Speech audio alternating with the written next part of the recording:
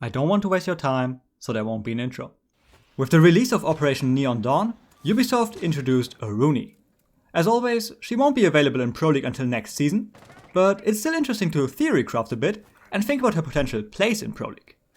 That being said, evaluating Aruni is actually kind of tough, because she was released alongside some very high impact Jaeger and Wamai nerfs. I mean, it's difficult enough to evaluate an operator that you have never seen in Pro League, but it gets much more difficult if it's also going to be in a completely different meta. But what I can say is that Aruni would have been pretty insane with the old Jaeger and Wamai, because she just fits right in there in that theme of making the attackers waste all their throwables. But, well, if the defense isn't going to be centered around that in the future, then a big potential strength of Aruni is suddenly eliminated. In general, my impression of Aruni is that she is very meta dependent, in the sense that she doesn't work well in isolation. If you just play her without having a specific theme in mind, then she really isn't that strong. Like, sure, she does a lot of things. Utility waste, area denial, and maybe even drone denial. But on her own, she's just too weak in all of these aspects. However, that changes when you build your lineup around a specific theme. If you play her together with Wamai and Jaeger, for example, that's a pretty potent combination when it comes to wasting utility. Or maybe with Tachanka and Smoke, she might have some promise in terms of area denial. And lastly, together with Mute and Mozzie, I could also imagine some kind of drone denial idea. And that's really the main thing about Aruni. She's very versatile in the things that she can do, but she only really shines if you commit to one specific direction. So for the rest of the video, I'll be exploring those directions, starting with Aruni as a complement to Jaeger Wamai and shield power positions in general, something like Oregon Basement for example. The main idea here is that we are thinking about her gates in terms of being extra ADS that are going to help us to protect deployable shields. Of course, that is immediately problematic, because the future of these kind of setups in general is somewhat uncertain. My personal opinion is that we are still going to see those setups as long as Wamai is left unbanned. So I'm just going to use that as my working assumption. In general, using Aruni in this framework is very heavily map and site dependent. It's certainly much too simplistic to just say that she adds 3 ADS, because in reality, that just doesn't happen. But there are still some sites that get quite a bit better with Aruni in the lineup. Theme Park Bunk Daycare, for example, would be one of them. As per usual, we extend our defense into Office and Initiation, and then play shields in Initiation, Waiting, and Vault. We support them with Jaeger ADS and Wamai magnets, and then you use Aruni gates just in front of every deployable shield.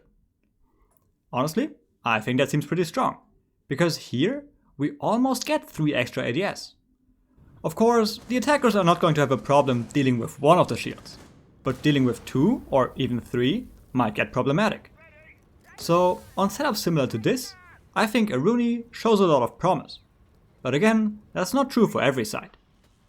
Let's consider the Cafe Pixel setup for example. I'm sure you're all familiar with the general idea.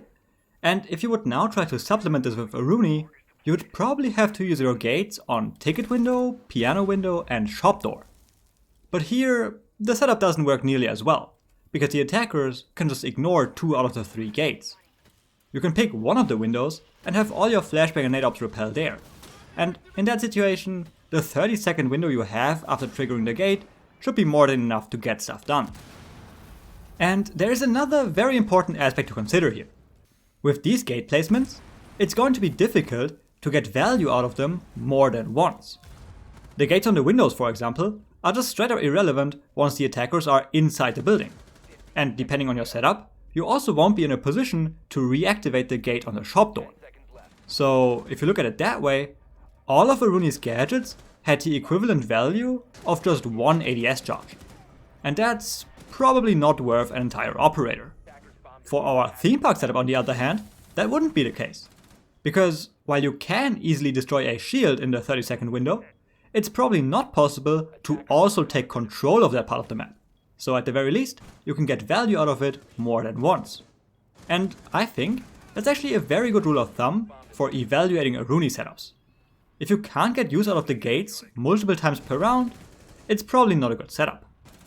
So in conclusion, using Aruni as a complement to Jaeger and Wamai is a bit hit or miss. On some maps and sites it works great, on others not so much. Now, things might have been different if Aruni's gates also blocked drones, because then you'd have to use one flashbang just to get to see the setup, and then the 30-second window would probably never be enough to clear a shield in one go. But, turns out, Ubisoft is aware of what they're doing, and the fact that her gates don't block drones is proof of that. Nevertheless, thinking about Aruni as a complement to Mozzie and Mute does show some promise. With this playstyle, we don't care about protecting specific utility. We are just trying to slow down the attacker's map clear by focusing on their drones. And we already know that this is a viable playstyle because Mozzie and Mute dominated the meta before Wamai and Jaeger was a thing. Just like before though, it's going to be impossible to make a blanket statement about Aruni's effectiveness. On a lot of maps, it just straight up doesn't work. For example, on a consulate basement room, where are you supposed to place your gates? Like, sure, if you place them here, here, and here, together with Mute and Mozzie gadgets, that is going to slow down the attackers, but not by virtue of making it more difficult to drone. I mean, that could still be valuable, but crucially, we are not going to get value out of them more than once.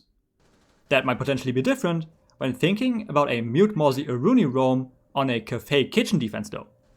Because this way of using Aruni really shines around hatches, and a focal point of a lot of kitchen attacks is the freezer hatch. At the start of the round, we are playing some kind of Mozzie Mute roam to slow down the map clear. Once the attackers have opened the freezer hatch, they are confronted with the first Aruni gate. And here, it's important that it's on this side of the hatch, because that allows us to reactivate the gate from VIP. With this first gate, it's very likely that we are going to get at least 2 uses out of it, and then we'll also use the other gates on freezer window and freezer door. In this situation, it's going to be kind of awkward for the attackers to drone the site, because with every attacker on the first floor, the freezer hatch is the only easy way of getting your drones in.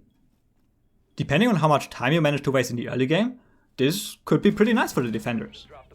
So I can definitely see some potential with using Aruni in conjunction with Mozzie and Mute in order to slow down the map clear. But once again, it's very map and site dependent, because you can only really do it if hatches play a role in the attacker's map clear. Now, there is one more application of this concept, but it's pretty much just a meme. You could use Goyo together with Aruni, and if you combine their gadgets on a single door, you can actually block out drones. But using 2 entire operators just to get 2 more Mozzie pests doesn't exactly seem like a play. Okay, so much for using Aruni in that way. Now, let's focus on her potential if you combine her with Smoke and Tachanka in order to focus on area denial. What I have in mind here is finding some area of the map that the attackers just need to pass through, and then you use Aruni, Smoke and Tachanka to just lock them out for like a minute. That is kind of similar to what people were afraid of when the Tachanka rework was released, and just like back then, I don't really think that's a viable way of using Tachanka and Smoke. The thing is, there just aren't enough maps where there is only one entrance to an important room. Even on something like Oregon Basement, when you are trying to lock the attackers out of blue, there is still Big Tower and kind of Electric Hatch.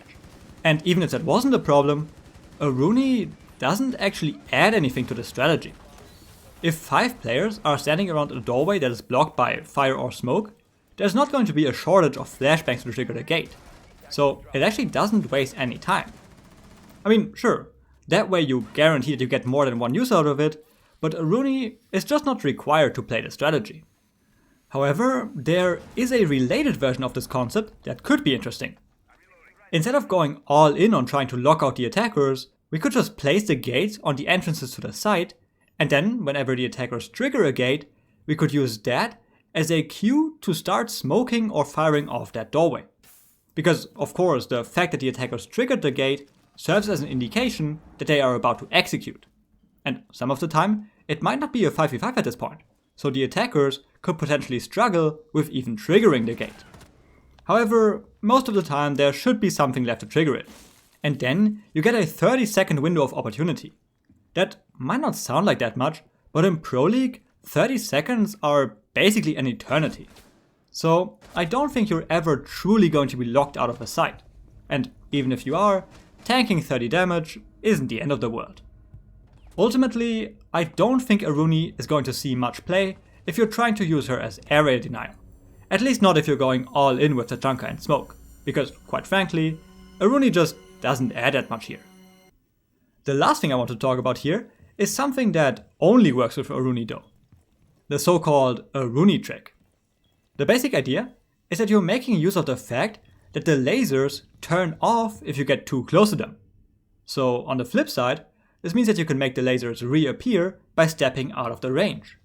And you're going to use that to fry some thermite charges. First step is to place the gate on a reinforced wall, but on the side that the attackers are using to breach. Then you just play behind the wall and wait for a thermite, ace or hibana to place a charge. As soon as you hear it going off, you move away from the wall, the lasers appear and instantly destroy the heartbreach charge. If you Aruni trick like that, you don't have to worry about timing, and because the attackers never see the actual lasers, there's just nothing they can do to stop it. Except there are of course a ton of things that make this trick pretty much unusable. First one, on a lot of maps you would have to go outside the map after the prep phase is over to even place the gates. Second, you will always need 2 or more gates to make this work, so you can only ever focus on one wall. Third, you can only ever destroy one heartbreach charge, and with Hibana being able to shoot 2 pellets at a time, there's just no value in that. And finally, this trick, of course, suffers from all the common counters to the bandit trick, such as opening the floor above or below the wall, or throwing a nade over the top of it. So yeah, that's probably not going to happen, which is kind of a shame actually, because it's an incredibly creative idea. But the gods of Rainbow only care about what works, not about what's pretty. Okay, so all in all, what are my thoughts about Aruni?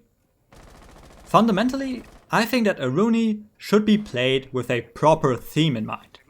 If you just randomly plop Aruni into a team comp, I don't think you're getting a lot of value. With the Jaeger nerf, flashbangs are way more abundant now, and a 30-second cooldown between uses is a very long time. That might be different in ranked, but in Pro League, I think you need to play around a specific theme in order to get the full potential out of Aruni.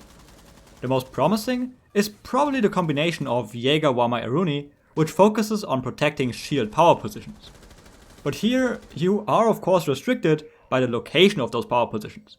Sometimes there just aren't any good spots for the gates. So Aruni is definitely very situational. And that's also true for the second most promising concept. Playing Aruni in conjunction with Mute and Mozzie to make it difficult to clear the map. In fact, this might be so situational that it could only be used on Cafe Kitchen and Clubhouse Basement, because that's the only time you really have to play around hatches. Other than those two, I don't immediately see any other viable ways of playing Aruni in Pro League. The Chaka Smoke thing isn't going to be relevant, and the Aruni trick is something for a birthday party, not a Pro League game. Ultimately, Aruni does a lot of different things, but as the saying goes, jack of all trades, but master of none. So, is Aruni going to save the 20-second meta? Honestly, I have no idea. I mean, at the moment, I don't even know if the 20-second meta is truly going to die. But assuming that it does, I don't think Aruni is going to bring it back. Obviously, I'm saying this without having seen a single second of Pro League gameplay. But Aruni seems like a pretty balanced operator with clear strengths and weaknesses. So I'm very excited to see her in Pro League after the quarantine period. Alright, that's it for the video. I hope you enjoyed it, I hope you learned something new, and thanks for watching.